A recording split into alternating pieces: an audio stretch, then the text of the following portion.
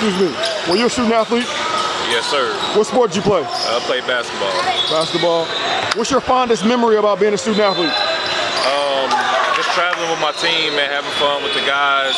You know, really creating that brotherhood. All the travel trips and things like that. You know, it was a fun time. Yeah. Other than working hard, what kind of advice would you give student athletes as far as their sport is concerned? Being coachable, listening to your coach, listening to your parents, you know, and letting that translate on the floor. Yeah, okay. What advice would you give student athletes outside of their sport that has nothing to do with their sport at all? Outside of sports, get your education.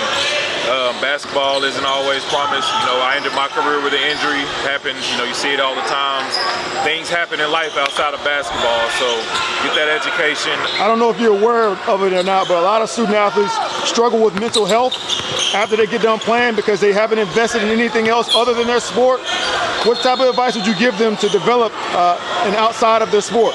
Gotta have hobbies. You know, sometimes those hobbies, my hobby was electronics and computers, and now that's my career. Sports is about being social, so using those social skills outside of, you know, your sport. What are some potholes that maybe you fell into being a student athlete that you want these current student athletes to avoid, and how can they do so? You know, sometimes, you know, everybody want to go to the big name schools, things like that. You know, go somewhere where you can fit, you can actually play, and a school that actually needs you, not just a school, you know, that might have gave you an offer or something that, oh, hey, you know, I get to go here. Go somewhere where you're needed and you're appreciated. And the last question I have for you is, what's some last minute information you would give for student athletes that would just encourage them in their sport, but also set them up for life after sport? Our motto for our team, you know, this year is, you know, maybe you, maybe me, but always us.